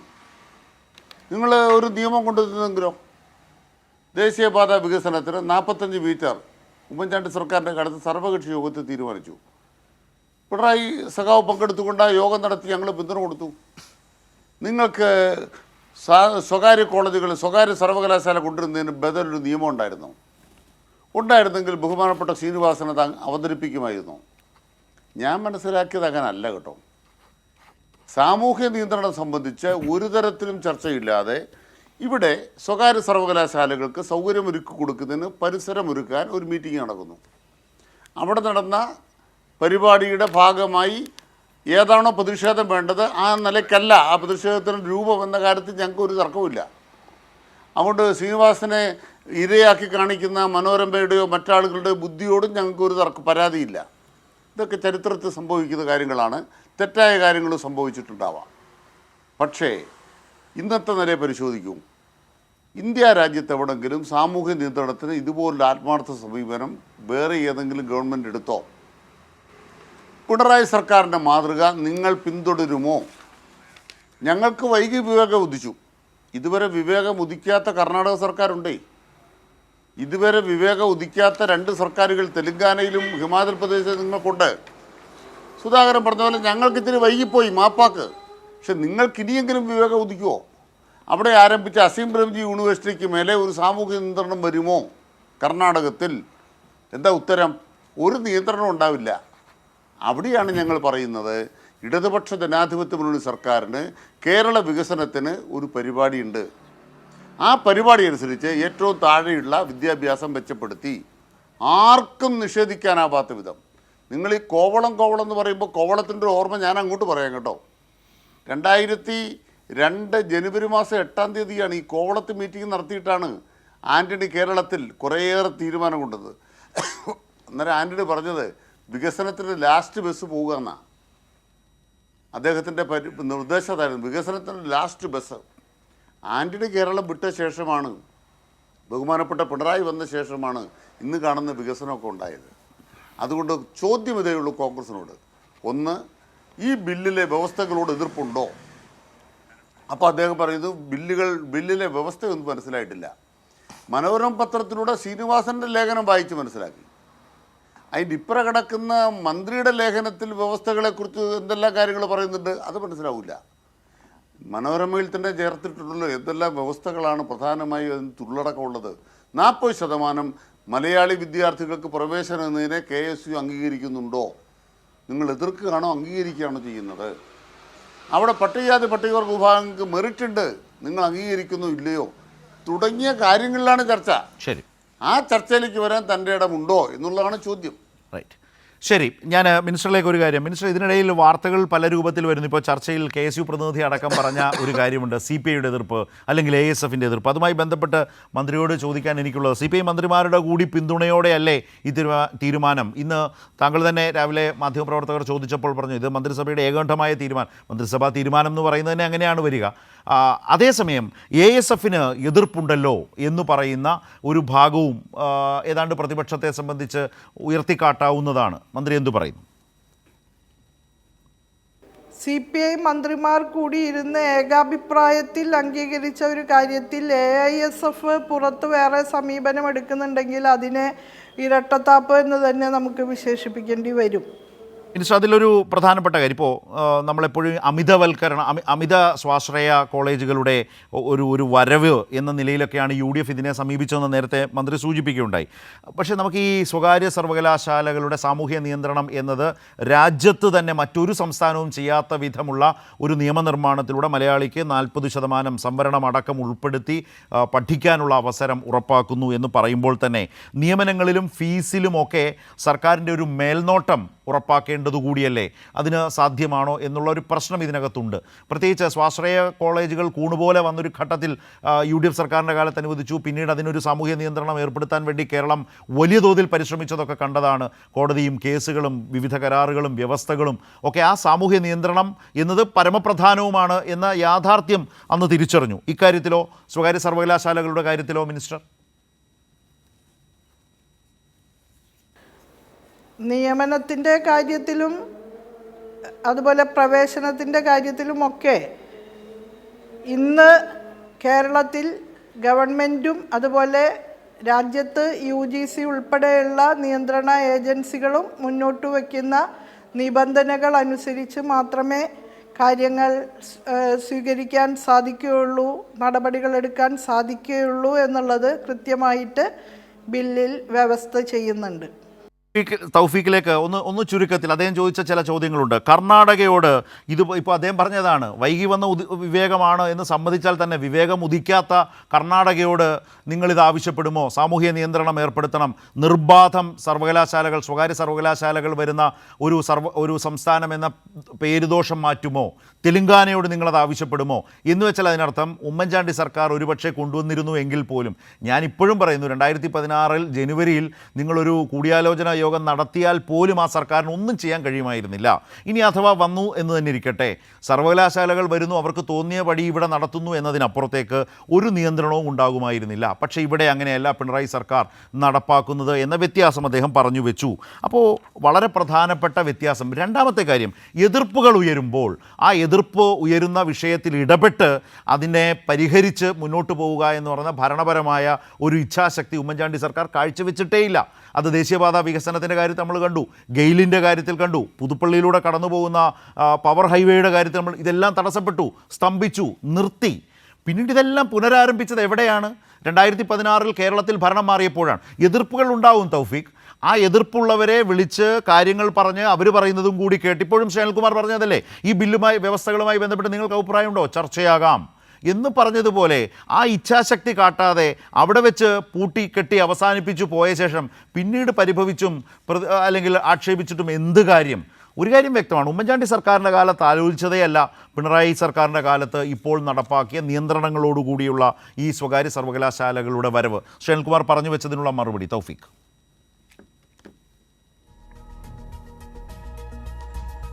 ശരത്തെ, സ്വകാര്യ സർവകലാശാലകളുടെ വരവ് വരാനിരിക്കുന്നതേ ഉള്ളൂ, ഒന്നാമത്തെ കാര്യം. രണ്ട്, ഇവിടെ ശരത്ത് പറഞ്ഞു, ഇവിടെ ഗെയിൽ പൈപ്പ് ലൈനിന്റെ കാര്യവും അടക്കം സൂചിപ്പിക്കുന്ന ഒരു സാഹചര്യം ഉണ്ടായി. ശരത്തെ, കമ്പ്യൂട്ടർ വന്നപ്പോ, ട്രാക്ടർ വന്നപ്പോ, ഈ പറഞ്ഞ ഗെയിൽ പൈപ്പ് ലൈൻ വന്നപ്പോ, നെടുമ്പാശ്ശേരി വിമാനത്താവളം വന്നപ്പോ, ഏറ്റവും സ്വകാര്യ സർവകലാശാലകൾ വന്നപ്പോ, ഇതിനെ എല്ലാം എതിർത്ത പ്രസ്ഥാനത്തിന്റെ പേര്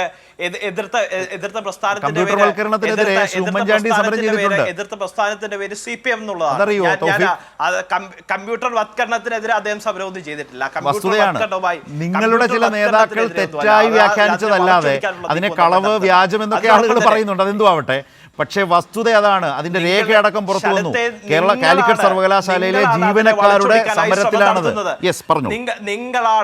നിങ്ങളാണ് അതിനെതിരെ കൃത്യമായ തരത്തിലുള്ള വളച്ചൊടിക്കൽ നടത്തുന്നത്. ഒരു കാര്യം വ്യക്തമാണ് ശരത്തെ, നിങ്ങൾ UDF സർക്കാരിന്റെ കാലത്ത് എതിർത്തതൊക്കെ തന്നെ LDF സർക്കാർ വന്നപ്പോ നിങ്ങൾ വൈകി നടപ്പാക്കുന്നു. നിങ്ങൾക്ക് എല്ലാ കാലത്തും ഇന്ന് കേരളം ഭരിക്കുന്നത് U-turn സർക്കാരാണ്. കാരണം UDF-ന്റെ ഒരു വ്യത്യസ്തതയില്ല.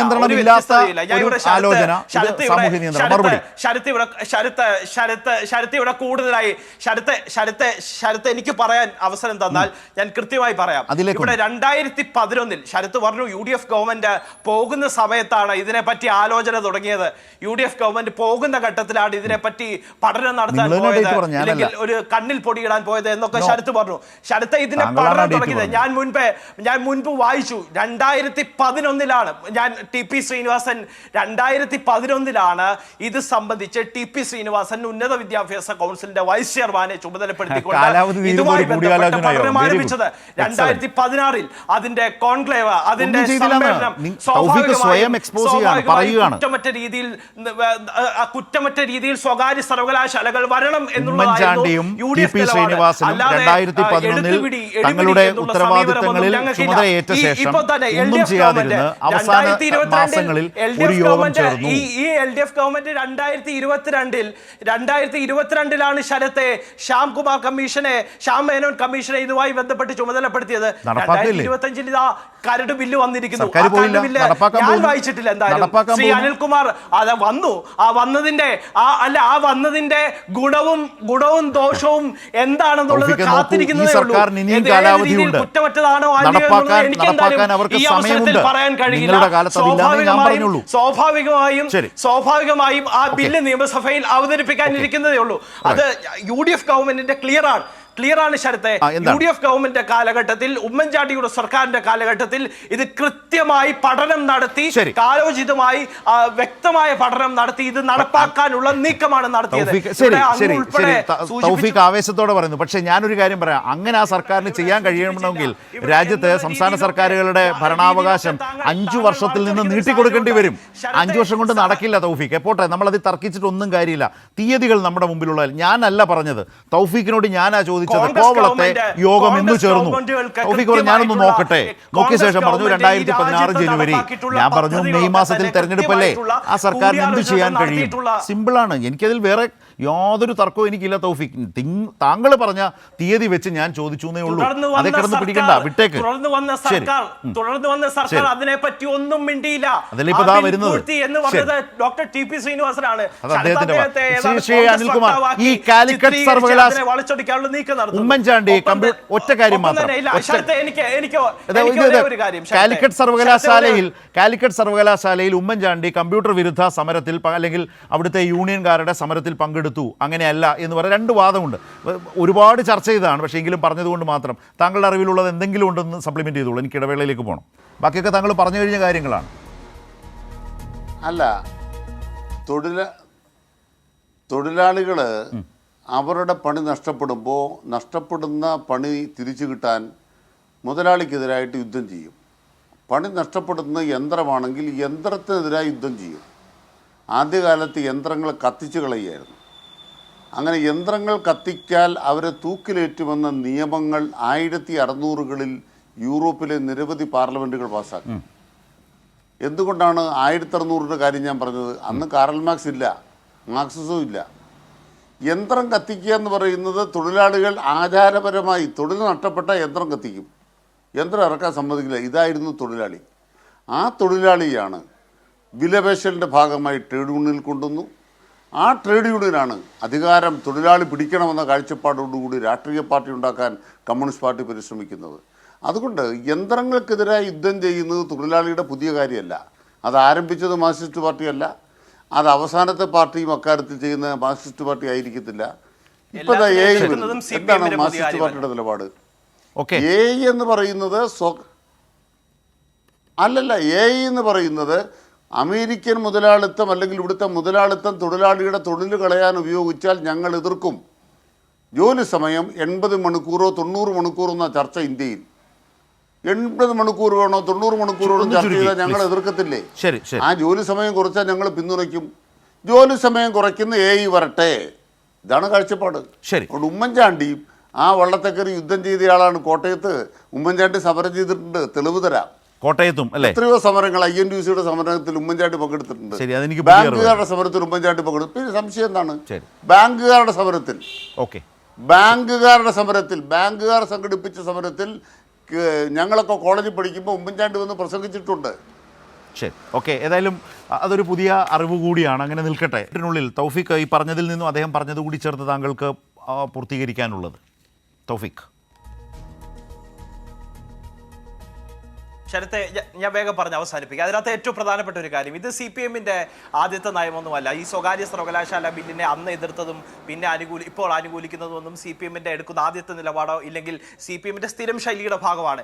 ഇവിടെ ഓട്ടോണമസ് കോളേജുകൾ സർക്കാരുകൾ അംഗീകരിച്ചപ്പോൾ മഹാരാജാസ് കോളേജിൽ 65 ദിവസം സംയുക്തമായി സമരം ചെയ്തത് SFI-യും ഇടതുപക്ഷ അധ്യാപക സംഘടനയുമായ AKGCT എന്ന് പറഞ്ഞ അധ്യാപക സംഘടനയാണ്. അദ്ദേഹം നിഷേധിക്കുമെങ്കിൽ നിഷേധിക്കട്ടെ. പിന്നീട് MABB വന്നപ്പോൾ ഓട്ടോണമസ് വിരുദ്ധതയെ അവസാനിച്ചു എന്നുള്ളതാണ് ഏറ്റവും വലിയ വസ്തുത. അപ്പോൾ സ്വാഭാവികമായും ഇത്തരത്തിൽ എല്ലാ കാലഘട്ടത്തിലും UDF ഗവൺമെന്റ് കൊണ്ടുവരുന്ന കാര്യങ്ങളൊക്കെ തന്നെ എതിർക്കുക. പിന്നീട് തങ്ങൾ വരുമ്പോൾ യൂട്ടേൺ പോലെ അതിനെല്ലാം അംഗീകരിക്കുക. കേരളം ഭരിക്കുന്നത് യൂട്ടേൺ സർക്കാരാണ് എന്ന് പറയേണ്ടി വരുന്നത് ഈ ഘട്ടത്തിലാണ്. സ്വാഭാവികമായും വർഷങ്ങൾക്ക് മുമ്പ് 10 വർഷങ്ങൾക്ക് മുമ്പ് 12 വർഷങ്ങൾക്ക് മുമ്പ് സർക്കാരിന്റെ കാലഘട്ടത്തിൽ നടപ്പാക്കിയിരുന്ന പദ്ധതി വൈകിയത് മറുപടി ശ്രീനിൽകുമാറിന്റെ മറുപടി കൊണ്ട് മാത്രമാണ് ഓക്കെ. നിങ്ങൾ ഉമ്മൻചാണ്ടിയോട് മറുപടി കേരളത്തിലെ ശ്രീനിൽകുമാർ ജനത്തോട് മറുപടി നേരത്തെ പറഞ്ഞതാണ് തൗഫീഖ്, പറഞ്ഞതിലേക്ക് നമ്മൾ ആവർത്തിക്കാതെ പ്ലീസ് നമുക്ക് അവസാനിപ്പിക്കാം. നിങ്ങൾ പൊതുസ്ഥാപനങ്ങളെ പൊതു സർവകലാശാലകളെ തകർത്ത് ഒന്ന് ചത്താൽ മറ്റേന് വളമാകുമെന്ന കാഴ്ചപ്പാടിൽ ഇതിനെ കൊല്ലാൻ ശ്രമിച്ചവരാണ്. പൊതുവിദ്യാലയങ്ങളെ തകർക്കാൻ ശ്രമിച്ചപ്പോൾ അതിനെതിരായ യുദ്ധം ഞങ്ങൾ നടത്തി. CPM-ന്റെ നയമാണ്. വെറുതെ CPM എല്ലാ സമരം ചെയ്യുക കാലഘട്ടത്തിലും മാത്രമല്ല, എടുക്കുന്ന 9 നയമാണ്. കൊല്ലക്കാലം CPM എല്ലാ പറയട്ടെ. കാലഘട്ടത്തിലും എടുക്കുന്ന നയം. ആ പുഷ്പനോട് അതെ ഞങ്ങളുടെ നയമാണ് പറയുന്നത്. അദ്ദേഹത്തിന്റെ നയം പറയട്ടെ, പാർട്ടിയുടെ നയം പറയട്ടെ. അതിൻ്റെ ഭാഗമായി ഞങ്ങൾ ഇന്ന് കേരളത്തിനകത്തെ പൊതുസ്ഥാപനങ്ങൾ ഈ രാജ്യത്തെ വികസന മാതൃകയിൽ മെച്ചപ്പെട്ടതാക്കിയിരിക്കുന്നു. ഈ അടിത്തറയിൽ നിന്നുകൊണ്ട് ഓക്കെ. ഏത് സ്വകാര്യ സർവകലാശാല വന്നാലും കേരള സർവകലാശാല മത്സരിക്കും. ഓക്കെ. ഉമ്മൻചാണ്ടി സർക്കാരിൻ്റെ കാലത്ത് സ്വകാര്യ സർക്കാർ വന്നാൽ കേരളത്തിലെ സർവകലാശാലകളെ സ്വകാര്യ മേഖല വിഴുകുമായിരുന്നു. ഇന്ന് മത്സരിക്കും. അവയെ മത്സരക്ഷമമാക്കി എന്നുള്ളതാണ് ഞങ്ങൾ ഉണ്ടാക്കിയ നേട്ടം. അത് വളരെ വസ്തുനിഷ്ഠമായി പരിശോധിക്കേണ്ട ഒരു കാര്യമാണ്. കഴിഞ്ഞ 4 വർഷക്കാലം കൊണ്ട് ഏതാണ്ട് 6,000 കോടി കണക്കുകളാണ് തൗഫീഖ്. ഇതൊന്നും നമ്മൾ പറയുന്ന രാഷ്ട്രീയ പരാമർശങ്ങളല്ല, പ്രസ്താവനകളല്ല. 6,000 കോടിയാണ്. നിങ്ങൾ നാളെ ചലഞ്ച് ചെയ്തോളൂ. 6,000 കോടി ഉന്നത വിദ്യാഭ്യാസ രംഗത്തിൻ്റെ അക്കാദമിക ഉള്ളടക്കത്തിൻ്റെ മാറ്റത്തിനും അതുപോലെ തന്നെ പശ്ചാത്തല സൗകര്യ വികസനത്തിനുമായി ആകെ ഉപയോഗിച്ചു. അതിൽ തന്നെ 2,000 കോടി അടിസ്ഥാന സൗകര്യ വികസനത്തിന് വേണ്ടി വിനിയോഗിച്ചു. അതുപോലെ തന്നെ നാക് അക്രഡിറ്റേഷൻ, അതുപോലെ തന്നെ നാഷണൽ ഇൻസ്റ്റിറ്റ്യൂഷണൽ റാങ്കിംഗ് ഫ്രെയിംവർക്ക് നോക്കിയാലുമൊക്കെ കേരളത്തിലെ കോളേജുകളും സർവകലാശാലകളും റാങ്കിംഗ് വലിയ തോതിൽ മെച്ചപ്പെടുത്തുന്നു. അങ്ങനെ ഉന്നത വിദ്യാഭ്യാസത്തെ മെച്ചപ്പെടുത്തിക്കൊണ്ട് അവയ്ക്ക് മത്സരാധിഷ്ഠിതമായി തന്നെ കൂടുതൽ ലോക നിലവാരത്തിലുള്ള കൂടുതൽ സ്ഥാപനങ്ങൾ, കൂടുതൽ സ്വകാര്യ സർവകലാശാലകൾ കേരളത്തിലേക്ക് വരിക, അവയോടും മത്സരിക്കാൻ നമ്മുടെ ഉന്നത വിദ്യാഭ്യാസത്തിലെ സർവകലാശാലകളെയും കോളേജുകളെയും സജ്ജമാക്കിക്കൊണ്ട് നമ്മുടെ കേരളത്തിന് അത്തരം ലോകോത്തര സ്ഥാപനങ്ങൾ കൂടി വേണം എന്ന നിലപാടിലേക്ക്. ഒപ്പം ഒരു പ്രധാനപ്പെട്ട കാര്യം കൂടിയുണ്ട്. അവയ്ക്ക് നിർബാധം അവർക്ക് തോന്നിയതുപോലെ പ്രവർത്തിക്കാൻ കേരളം വഴി കൊടുക്കില്ല. കാരണം സ്വാശ്രയ കോളേജുകൾ ഒരു വലിയ അനുഭവമാണ്. അവിടെയാണ് സാമൂഹ്യ നിയന്ത്രണം ഉറപ്പുവരുത്തുന്നു. 40% മലയാളികൾക്ക് പഠിക്കാൻ സംവരണമടക്കം വ്യവസ്ഥ ചെയ്തുകൊണ്ട് പഠിക്കാൻ അവസരം ഉറപ്പാക്കിക്കൊണ്ടുള്ള ബില്ലാണ് കേരള നിയമസഭയിലേക്ക് വരാൻ പോകുന്നത്. ആ ബില്ല് തന്നെ രാജ്യത്തെ ഒരു സംസ്ഥാനം ഇതാദ്യമായി നടപ്പാക്കുന്നതാണ്. സ്വകാര്യ സർവകലാശാലകൾക്ക് വരാം, പക്ഷേ അത് സാമൂഹ്യ നിയന്ത്രണങ്ങളോടെ സംസ്ഥാനത്തിൻ്റെ താല്പര്യങ്ങൾ കൂടി പരിഗണിച്ചുകൊണ്ട് തന്നെയാവണം എന്നുള്ളതാണ് കേരളം ഇതിൽ മുന്നോട്ട് വെക്കുന്ന കൃത്യമായ ആശയം. അതാണ് ആ ബില്ലിൽ വ്യവസ്ഥ ചെയ്തിട്ടുള്ളത്. വളരെയധികം നന്ദി മന്ത്രിക്കും അതുപോലെ ശ്രീ അനിൽകുമാറിനും ശ്രീ തൗഫീഖിനും ഞങ്ങൾക്കൊപ്പം സഹകരിച്ചതിനും അഭിപ്രായങ്ങൾ പറഞ്ഞതിനും.